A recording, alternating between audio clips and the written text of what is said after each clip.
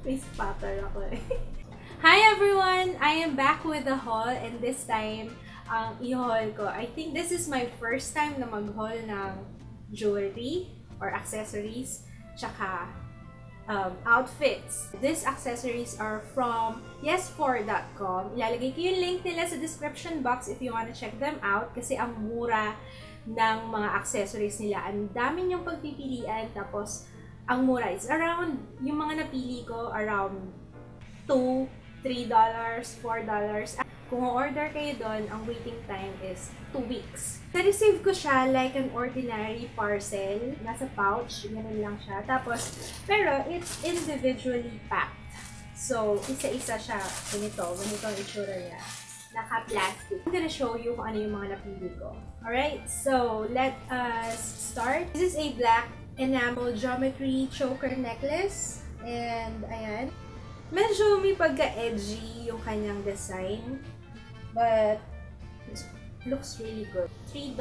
So, roughly around mga 120 pesos. Hindi siya gold na gold. Para siyang vintage gold ang dating. Actually, pwede ko siyang i-partner sa casual na damit. Pwede rin siyang pang formal. Kaya ako rin siya pinili. Kasi medyo edgy. Hindi ako masyadong pag-girly, lalo sa accessories. Kahit sa damit, hindi ako masyadong pag-girly. Next one, another gold.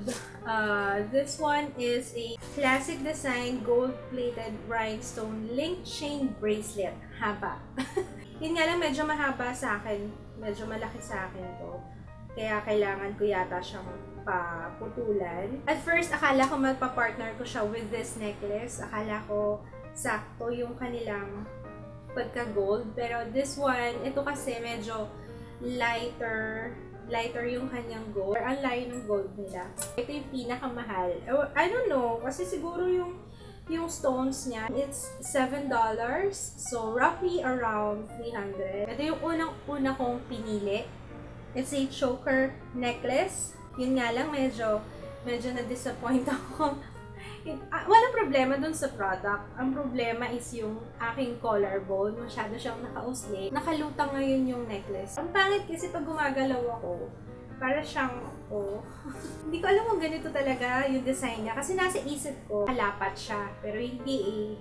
Pero okay lang din naman. Siguro, I'm not sure. Baka hindi lang ako sanay. Itong silver tone, curved mirror necklace. This is $3. Another silver na kinuha ko na bala kong iterno sa kanya is silver-plated watch band bracelet. Ito pinaka-favorite ko sa lahat yata. This one. Para lang siyang, actually, nung una ko nga tinignan, sabi ko, para siyang belt. If you have a silver pendant, or pwede nyo siyang gawing watch bracelet. Itong bracelet na to, this watch band bracelet is $4. So, roughly around mga 180 pesos. And it looks good. Sana hindi siya mag-fade kagad kasi ako medyo acidic ako eh. Mabilis mag-fade yung silver sa akin or gold-plated. So, lastly sa accessories ay ito, teardrop shape bubble chain necklace. I think this one is sky blue. Yan. Gusto ko yung mga ganitong color. Kung nakakita rin ako ng ganito sa Forever 21 last time. Ganito. Pero this one is $4. So, around 200 or kulang-kulang 200.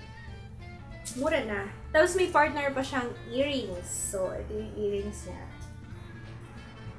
Ano lang siya, yung sinusukbit na earring. Actually, pumili rin ako ng electric toothbrush. Pero wala akong na-receive na electric toothbrush. I'm not sure kung hindi siya available that time or out of stock. So, sayang nga ay kasi $3 lang yung... Pero, ang pinalit nila is, binigyan nila ako ng this one. This is a tube. May zipper siya in front. Size nito is small. Imagine small. Parang medyo maluwag pa nga siya sa akin. Tapos, stretch pa siya.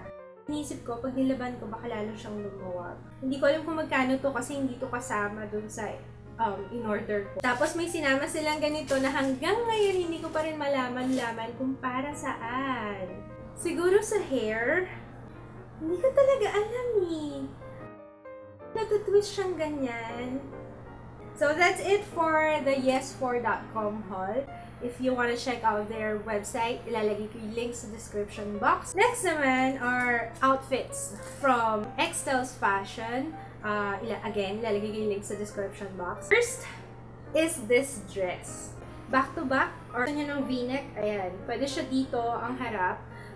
Kung gusto nyo naman ng round neck, pwede naman siya dito. Ito yung harap niya. Nagulat ako kasi ina-expect ko hindi siya stretch. Kasi si Jaya unang naghawak. Sabi ko, ala, baka hindi kasya sa akin. Pero nung hinawakan ko, stretch naman pala siya. The only thing na na-notice ko is masyado siyang balloon. Parang nung nakita ko dun sa picture, hindi masyadong balloon yung skirt. Pero okay lang. It doesn't matter. Okay lang sa akin. This is 350 pesos. Next is this cardigan. Ito rin to, nagulat din ako sa tela niya kasi inisip ko talaga manipis. Pero hindi, makapal siya. Parang siya yung feel ng medyas, parang gano'n. It's a sweater. Sakto to pag sa malamig na panahon. Tapos yan, may ang daming iba-ibang color nito. Nahirapan nga ako pumili ng color kasi hindi ko alam kung kukunin ko. May nakita ko doon, may light blue, may light pink, may different patterns. Ito yung pinili ko, may polka dots na pattern, tsaka may stripes. This one is 340 pesos sa Extel's Fashion. Okay, last one, ang unang napansin ko talaga is itong studs.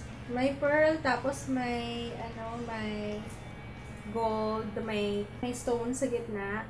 Pwede siyang maging long sleeves, pwede rin siyang maging 3/4. Ayan, kasi meron siyang botones dito. Pero hindi ko masyadong type pag 3/4 sleeves kasi parang lumalaki lalo yung braso ko. Yun ang problema ko. Yun ang problem area ko, yung braso ko. Kaya minsan nag-aalangan ako mag-sleeveless. Kaya, yun. This is 290 pesos. Lalagay ko yung link ng Extel Fashion sa description box if you wanna check their outfits or their dresses, yung mga damit nila kasi ang gaganda. Thanks for watching. See you again on my next video. Bye! Wala siyang scent. Ito yung meron.